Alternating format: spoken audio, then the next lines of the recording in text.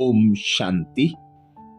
विशेष तपस्या व स्व उन्नति का, ब्रह्मा बाप समान बनने का विशेष मास, अव्यक्त मास, जो जनवरी में हम सभी बीके भाई बहन विशेष रूप से मनाते हैं। इस मास में हम दृढ़ संकल्प करते हैं कि ब्रह्मा बाप समान बनकर ब्रह्मा बाप के समीप जाएं। इस जनवरी अव्यक्त मास के लिए बाप दादा विशेष इशारा देते हैं।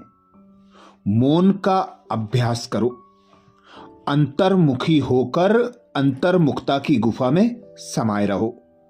गहन शांति और निरसंकल्प अवस्था का अनुभव करो, जिससे अनेक अनुभूतियां होंगी, बाबा की टचिंग मिलेगी।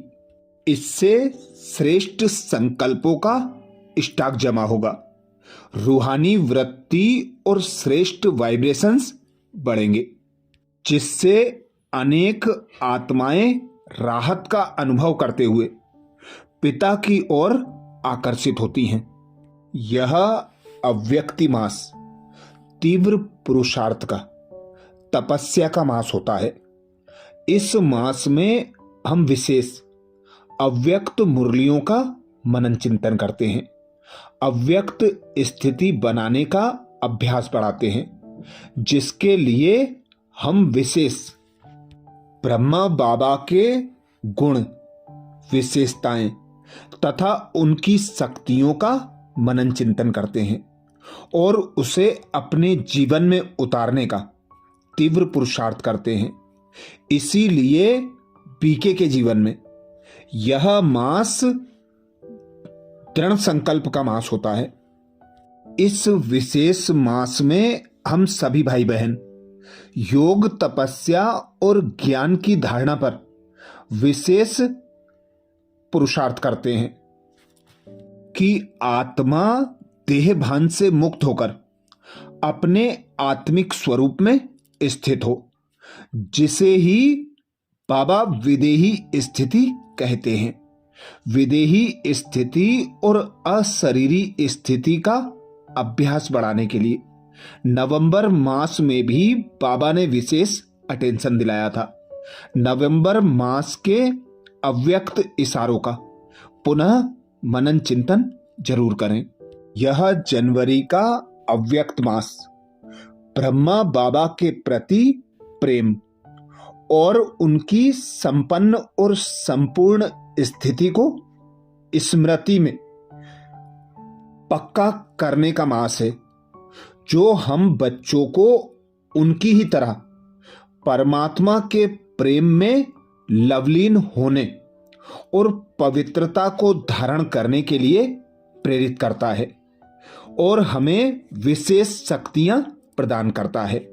तो इस विशेष जनवरी अव्यक्त मास में हम सभी विशेष पुरुषार्थ करेंगे, जिसके लिए विशेष दिनचर्या प्रतिदिन नियमित रूप से कम 3:30 से 4 बजे अमृत वेला योग करना, ब्रह्म मुहूर्त में उठकर परमात्मा शिव बाबा की याद में गहन राजयोग का अभ्यास करना, अर्थात बाबा से रूरियान करना।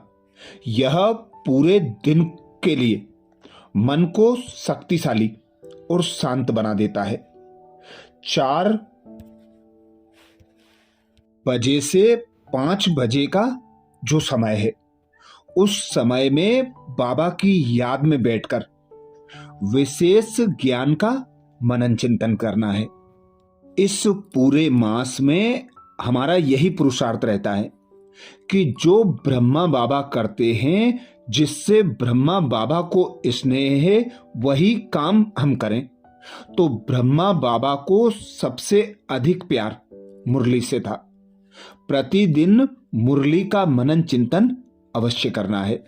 वैसे तो विशेष मुरली क्लास में जाकर ही मुरली सुनने की बाबा की श्रीमत है, पर दिन भर भी हमें मुरली के पॉइंटों का मनन चिंतन करते हुए उसे अपने संकल्प बोल कर्म संबंध संपर्क द्वारा प्रत्यक्ष करना है।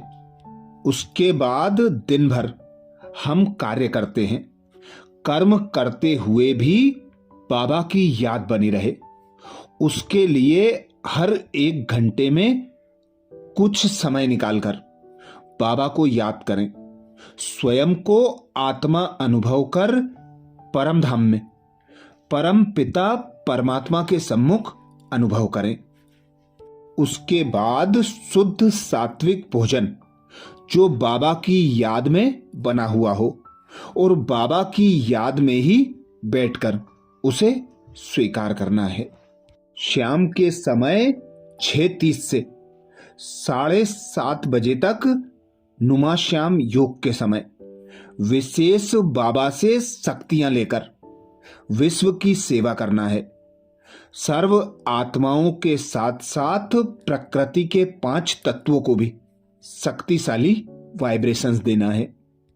अमृत वेला जल्दी उठने के लिए रात में जल्दी सोना आवश्यक है, इसलिए 9:30 से 10 बजे तक रात्रि योग करके बाबा को चार्ट देके सो जाएं। सोने से पहले एक बार मेडिटेशन करना जरूरी है। पूरे दिन का जो हमारा पुरुषार्थ रहा उसका चार्ट बाबा को देना है।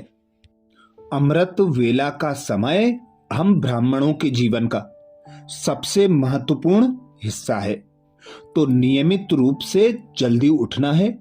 अमृत वेला योग में सबसे पहले बाबा को गुड मॉर्निंग करके, बाबा से रू रिहान करके ज्ञान का मनन चिंतन करते रहना है।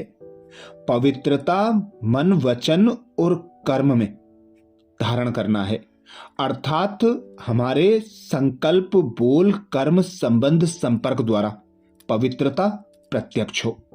हम सभी ब्राह्मणों का सात्विक आहार रहता है, जिसमें मांस मदिरा प्याज और लहसुन का परहेज बाबा सदा बताते हैं। भोजन को शुद्धता से बनाएं और बाबा की याद में खाएं। सेवा के लिए अपने ज्ञान और अनुभवों को अन्य आत्माओं के साथ साझा जरूर करें। अब समय प्रमाण बाप दादा, प्रकृति और परिस्थितियां इशारा कर रही हैं कि बच्चे परमात्म मदद का, दुआओं का और उनकी शक्तियों का अनुभव करने के लिए दिल सच्चा, सच्ची और साफ हो, बुद्धि की लाइन क्लीन और क्लियर हो। अब बेहद के सेवाधारी बनना है। फ्राक दिल उदारचित होकर सर्व प्राप्तियों के खजाने को सर्व आत्माओं को बांटना है। सेवा की लगन के साथ विघ्न विनाशक भी बनना है। सच्ची दिल से साकारी, आकारी और निराकारी तीनों रूपों में बाप के साथ का अनुभव करना है। अंतिम समय प्रमाण अब अनेक प्रकार के हिसाब किताब आने हैं। शरीर के कर्म भोग के रूप में, स्वभाव संस्कार के रूप में सामना करते हैं, लेकिन जितना याद की यात्रा को शक्तिशाली बनाएंगे, निरंतर योगी, निरंतर सेवाधारी बनकर मन बुद्धि से बिजी रहेंगे, उतना पुराने सब हिसाब किताब चुकतू हो जाएंगे। कोई भी कमी कमजोरी का अधिक चिंतन या वर्णन करने से वह छोटी सी बात भी बड़ी बन जाती है। इसलिए दिल की महसूसता से सब कुछ बाप के आगे स्पष्ट कर हल्के रहो।